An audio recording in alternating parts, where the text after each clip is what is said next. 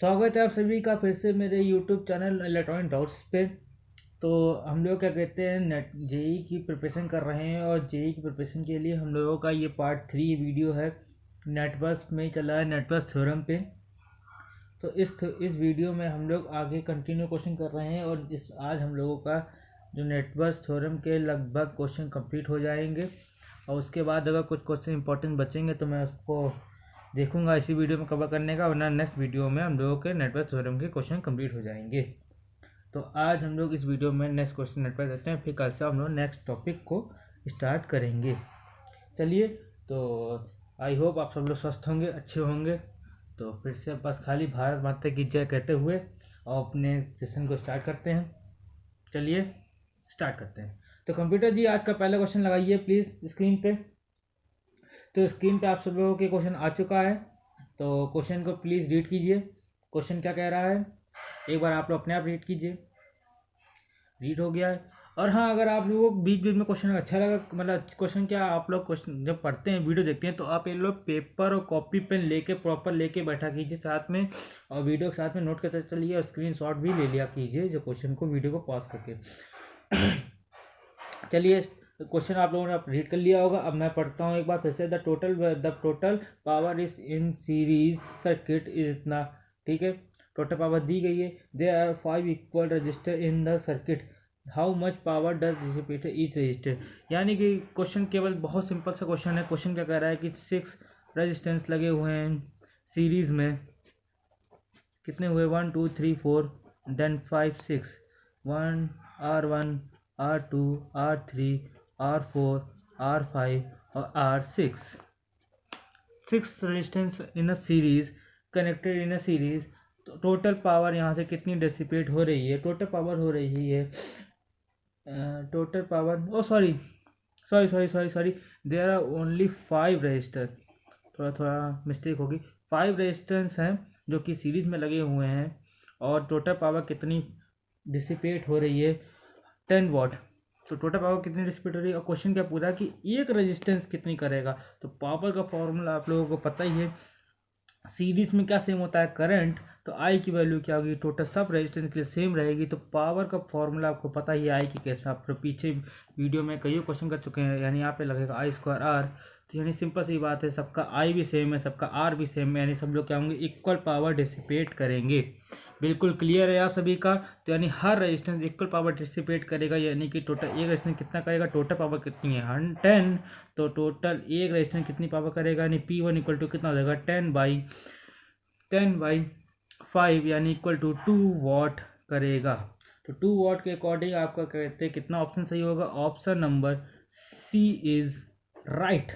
Okay, आप लोगों को ये बिल्कुल दिमाग में सोच लेना कि 5 रेजिस्टेंस लगे हैं, 10 पावर, यानी कि सब बराबर है, यानी कि टोटल कहते हैं टोटल बाई जितने resistance, total power upon total number of resistance.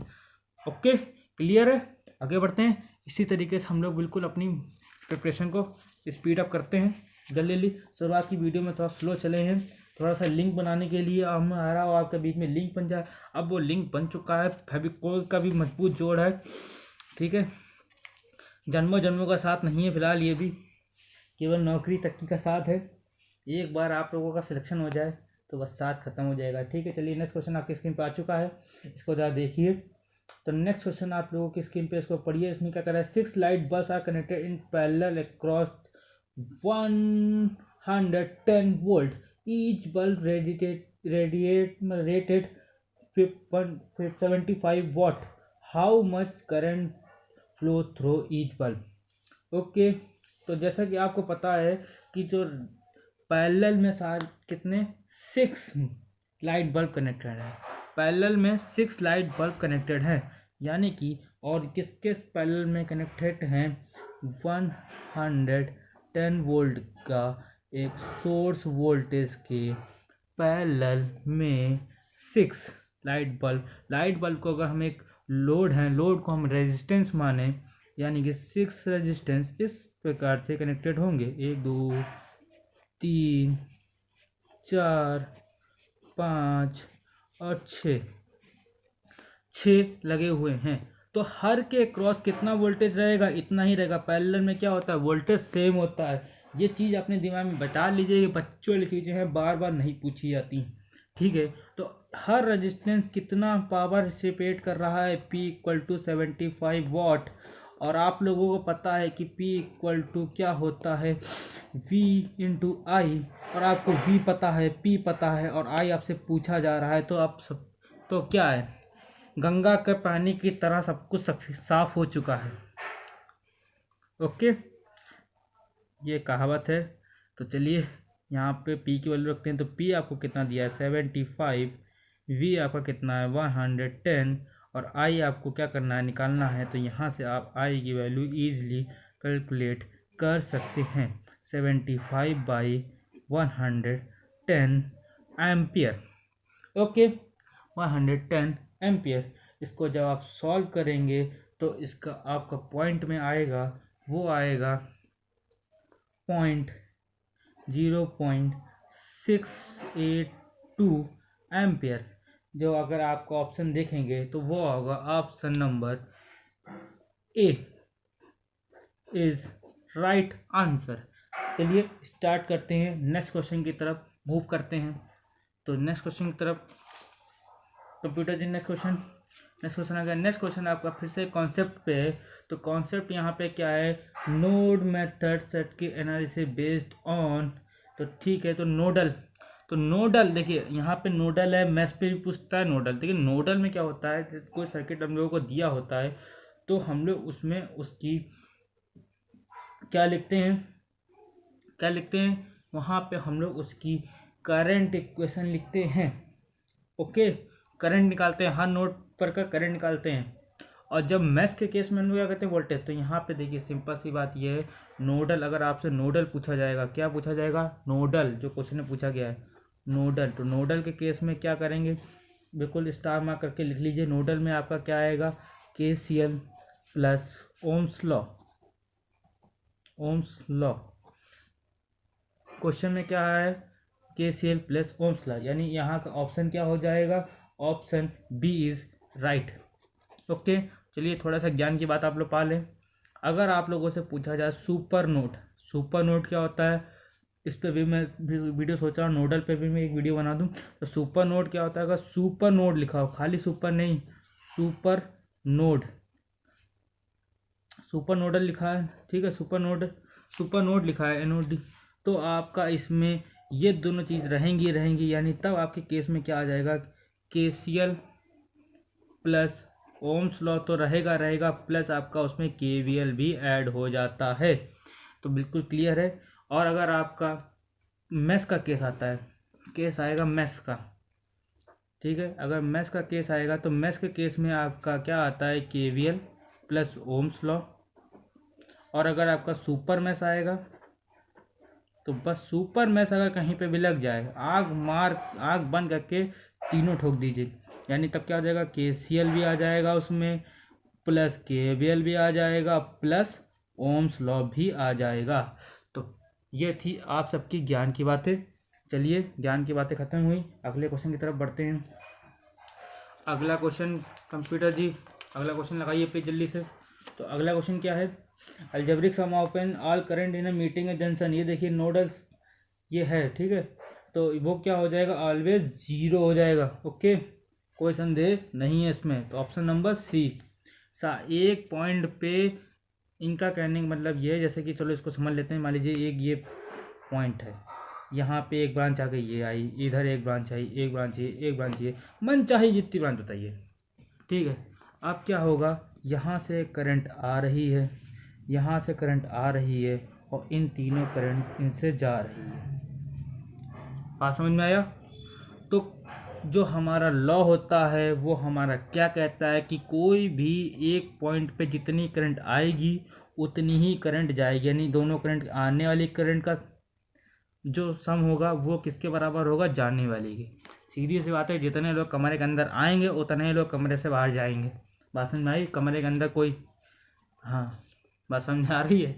अब उसका दूसरा महीने मन निकालिएगा आप लोग, ठीक है, समझ में आया। तो अगर हम इनका अलजेब्रिक सम करेंगे, यानी कि ये लो आर यानी प्लस में, ये लो जा रहे हैं तो ये माइनस में, तो अलजेब्रिक सम हमेशा क्या आएगा, 0। तो ऑप्शन क्या हो जाएगा, C इज राइट।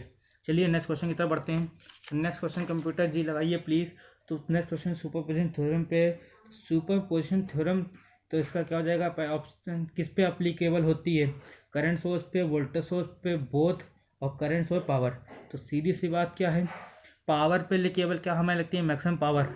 पावर छोड़ दीजिए, तो ये आपकी करंट और वोल्टेज दोनों पे ही लगती है। तो इसका ऑप्शन क्या हो जाएगा, option C is right. Okay, आगे बढ़ते हैं।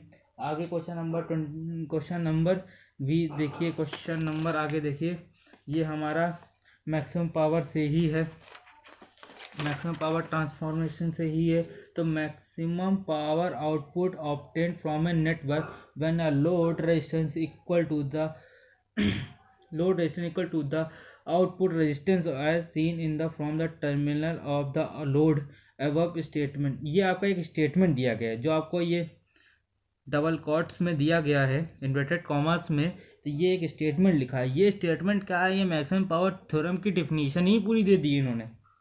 डिफिनीशन क्या है, दो रूल दिए हैं। मैक्सिमम पावर ट्रांसमिशन थ्योरम के दो रूल होते हैं कि आपका लोड जो हो वेरिएबल हो। मैंने पिछली दोनों वीडियो में, आप पिछली जो वीडियोस हैं उसमें हमने आपको मैक्सिमम पावर थ्योरम पे बहुत चर्चा की है। हमेशा केवल 2 पॉइंट बोले हैं कि मैक्सिमम पावर थ्योरम में क्या होना चाहिए, लोड जो होना चाहिए क्या होना चाहिए, वेरिएबल होना चाहिए, और लोड जो होना चाहिए वो आपके सर्किट वोल्टेज यानी इंटरनल रेजिस्टेंस के क्या होने चाहिए, इक्वल आर एल बराबर आर टी एच होना चाहिए। तब आपकी मैक्सिमम पावर ट्रांसमिट होगी, और कितनी होगी, 50% होगी, एफिशिएंसी 50%।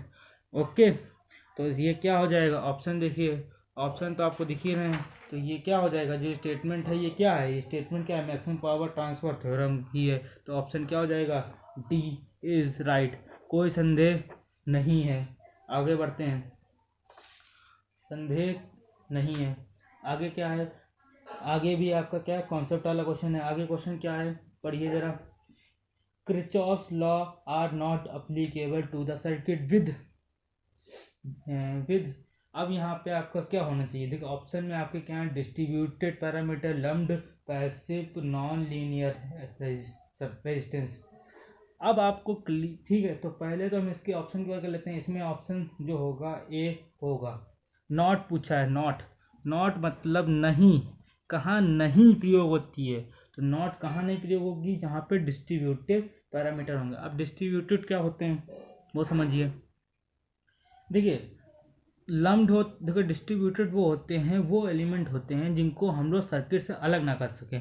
जैसे लम्प्ड होते हैं जैसे सर्किट, जैसे मान लीजिए एक सर्किट बना हुआ है, उस इस प्रकार का ये रेजिस्टेंस लगा हुआ है, यहाँ पे एक वोल्टेज सोर्स लगा हुआ है, कुछ भी आप बना दीजिए। तो आप चाहें तो ये रेजिस्टेंस हटा दीजिए यहाँ से, कहिया गर्म की निकाला लगा दिया, मतलब सोल्डिंग आयरन, सॉरी कुछ ज़्यादा ही हिंदी में पहुँच जाते हैं हम।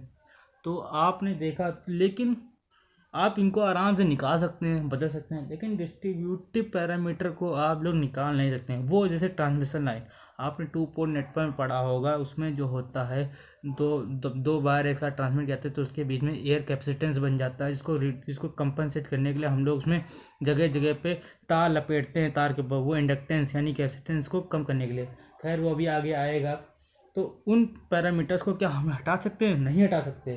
तो इसलिए डिस्ट्रीब्यूटेड पैरामीटर जहाँ पे आ जाएंगे, ट्रांसमिशन लाइन फॉर एग्जांपल ये, तो उनको हम लोग नहीं हटा पाएंगे। तो वहाँ पे आपके किरचॉफ्स लॉ नहीं लगेंगे, क्योंकि बात समझ में आ गई। तो वहाँ पे कोई भी किरचॉफ्स लॉ यानी केवीएल और केसीएल तब वहाँ अप्लाई नहीं होगा। चलिए आगे बढ़ते हैं, आगे बढ़िए। आगे आपका क्वेश्चन स्क्रीन पे देखिए, क्वेश्चन क्या है। क्वेश्चन में आपको एक सर्किट दिया गया है जिसमें आपको आर की वैल्यू निकालनी है, जिसमें आपको 2 एम्पियर, आई की वैल्यू 2 एम्पियर दे दी गई है। क्लियर है, आई की वैल्यू कितनी है, 2 एम्पियर, बिल्कुल क्लियर। अब यहाँ से आपको जो है आर की वैल्यू निकालनी, तो आर की वैल्यू निकालने के लिए आपको आई पता है, ठीक है। आपको आर निकालने के लिए फिर वही बात, हर जगह क्या लगाना है, ओम्स लॉ। आर निकालने के लिए आप लोगों को क्या करना होगा, नोडल लगानी होगी। और नोडल देखिए क्या करना है, बहुत सिंपल है। जैसे हमारा सर्किट क्या है, एक करंट सोर्स लगा हुआ है, यहाँ पे करंट सोर्स लगा हुआ है, करंट सोर्स यहाँ पे एक रेजिस्टेंस लगा हुआ है, ये है हमारा नोड है, इस नोड पे हमारा ये रेजिस्टेंस है, इसकी वैल्यू हमें निकालनी है। ये हमारा क्या है R, और यहाँ पे कितना दिया है, यहाँ की हमको करंट पता है, यहाँ की करंट पता है 2 एम्पियर, यहाँ की करंट पता है कितनी 10 एम्पियर, यहाँ पे कितना लगा है 5, यहाँ पे एक रेजिस्टेंस लगा है, यहाँ पे क्या लगा है वोल्टेज सोर्स जो कि कितना है 40 वोल्ट का, ठीक है। यहाँ पे कितना है 10। अब ये है A और B, दो नोड हैं।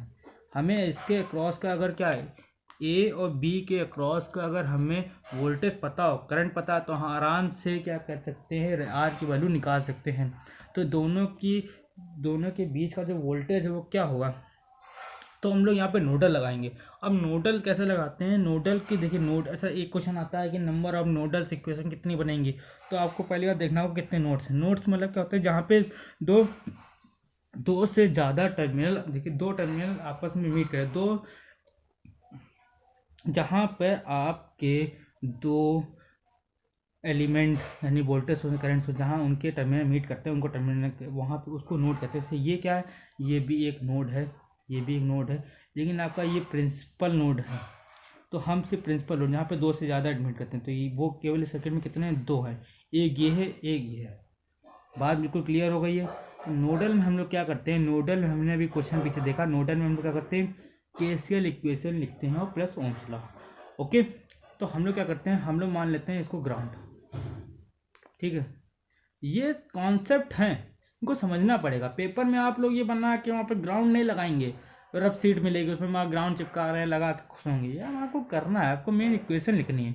अब आप एक नोड को ग्राउंड कर दिया तो हाँ, तो equation number of nodal equation कितनी बनती है, n-1।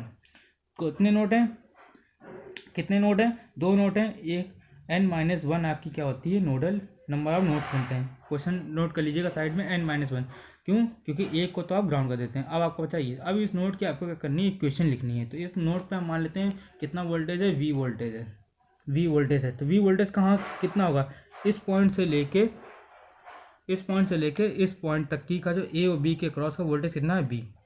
अच्छा, अब कैसे इक्वेशन लिखी जाएगी, कॉन्सेप्ट है, तो कैसे लिखी जाएगी, इसकी कितनी ब्रांच हैं, इस नोड पे 3 ब्रांच है, 1 2 3, ठीक है, 1 2 3।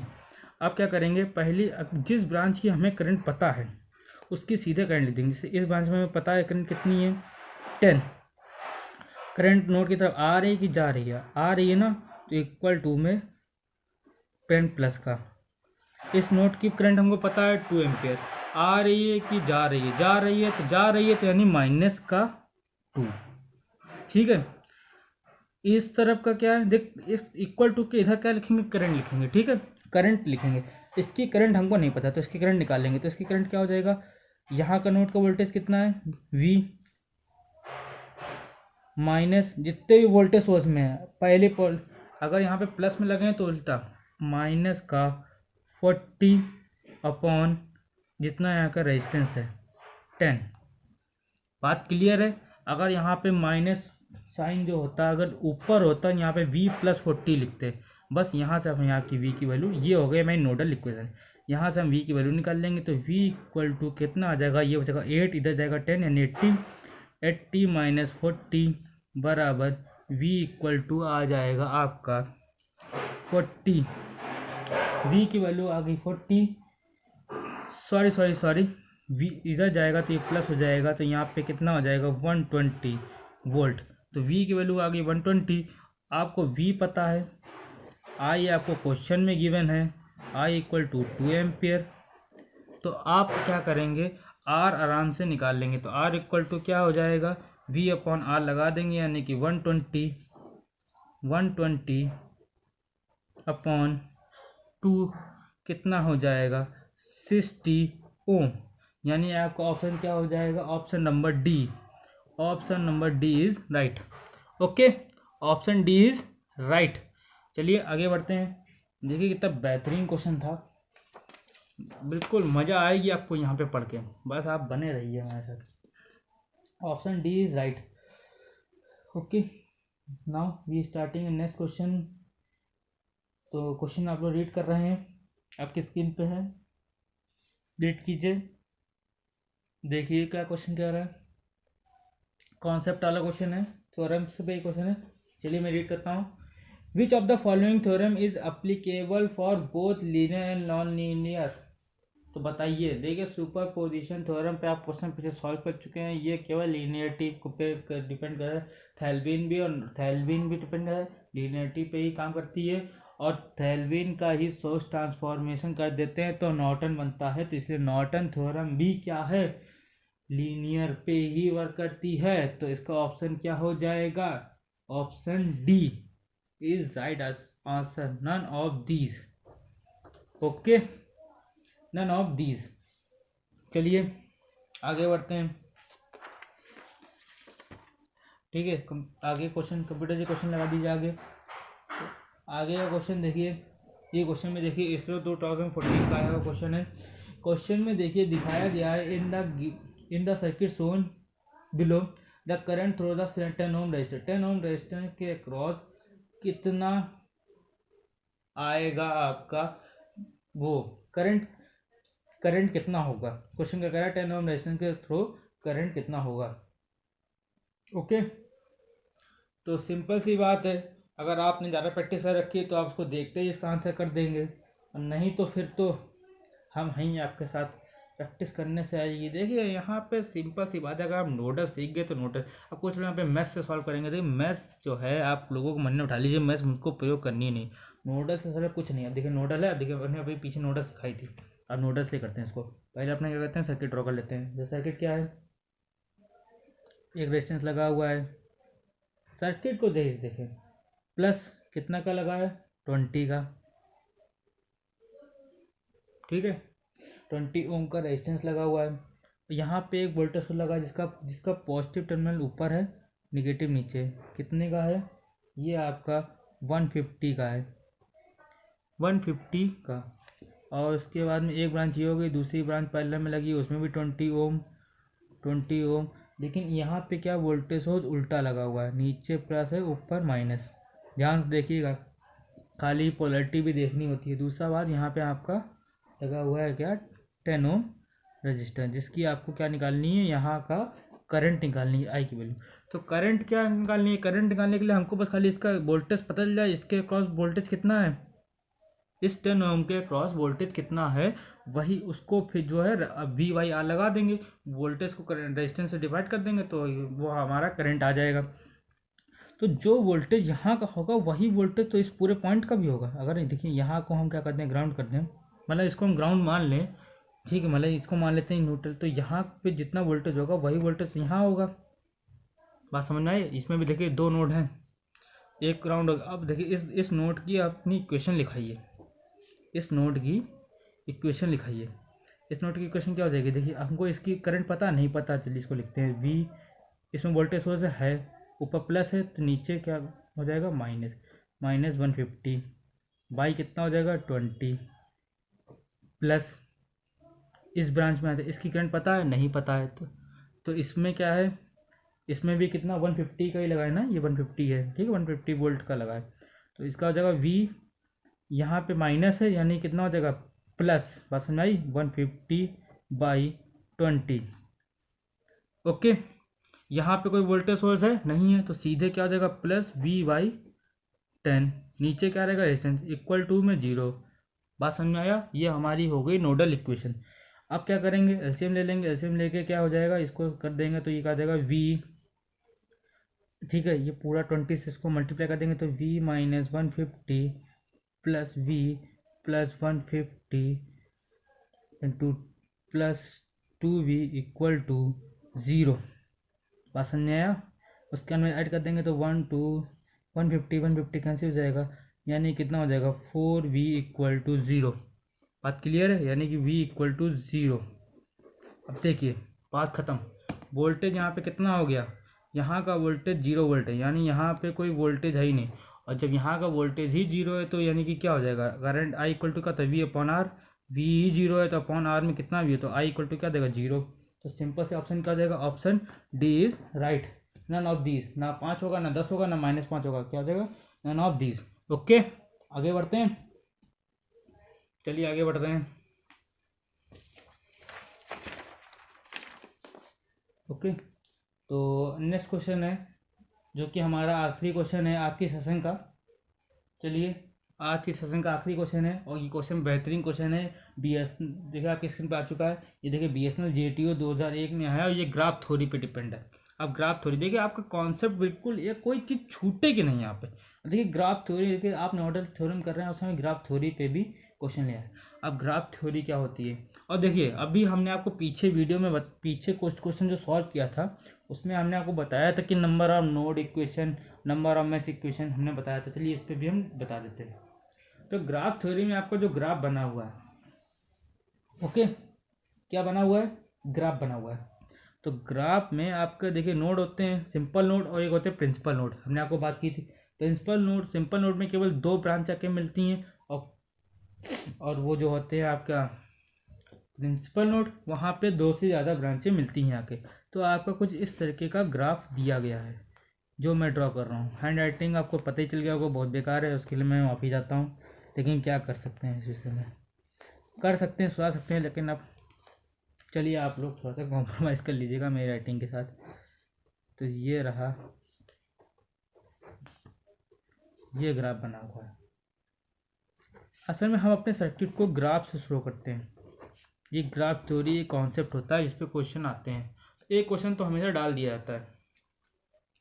अब आपको क्या करना है, अब आपको पूछ रहा है इस क्वेश्चन में, shown below in the is the graph of a network, the number of independent mesh current that may be assigned। यानी एक सीधी बात है, उसने पूछा है मेश की कितनी इक्वेशन बन जाएंगी, नंबर ऑफ मेश इक्वेशन।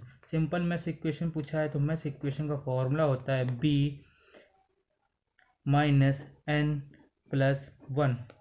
बात समझ में आई, B माइनस n+1। यहाँ पे B क्या है, ब्रांचेस हैं, n क्या है, नोड है। बात समझ आई, B क्या ब्रांचेस है, n है नोड है। अब ब्रांच, अब आपको सिंपल काउंट करना है। अरे बच्चों लीजिए, सब बच्चों की तरह खेलना है। देखिए कितनी ब्रांच है, तो आपका क्लियर हो गया। B ब्रांचेस हैं, n नोड्स हैं, तो टोटल नोड कितने हैं, टोटल बूंदी गिन लीजिए, 1 2 3 4 5 6 7 8, टोटल कितने, यानी n की वैल्यू कितनी हो जाएगी, 8। B ब्रांचें कितनी, ब्रांचें आप गिन लेंगे तो 1 2 3 4 5 6 7 8 9 10 11 12। ब्रांच मतलब ये जो 2 डॉट के बीच की जो लाइन है वो ब्रांचें हैं, ये। तो B की वैल्यू कितनी है, B इक्वल टू कितना है, 12।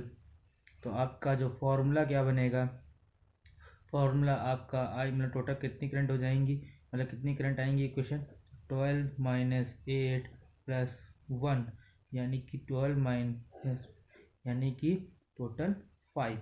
तो आपका आंसर कौन सा होगा, आपका आंसर हो जाएगा B। तो B इज़ राइट आंसर। तो थैंक यू, आई होप आप लोगों को मज़ा आया होगा आज की वीडियो सेशन में। तो आगे बने रहिएगा आगे इसी चैनल पे, और अभी जब तक जिन लोगों ने सब्सक्राइब नहीं किया अब तक, तो प्लीज़ चैनल को सब्सक्राइब कर दें ताकि आने वाली वीडियो आपको टाइमली मिलती रहे, क्योंकि ज़्यादा टाइम नहीं बचा है JEE एग्ज़ाम के लिए। तो मेन फोकस तो JEE के लिए है। इस नेटवर्क के बाद हम लोग देखते हैं, नेटवर्क कंप्लीट करते हैं 2 दिन में, और उसके बाद में जो है नेक्स्ट क्वेश्चन चैप्टर या नेक्स्ट टॉपिक की तरफ बढ़ते हैं। चलिए, thank you and have a nice day. जय हिंद।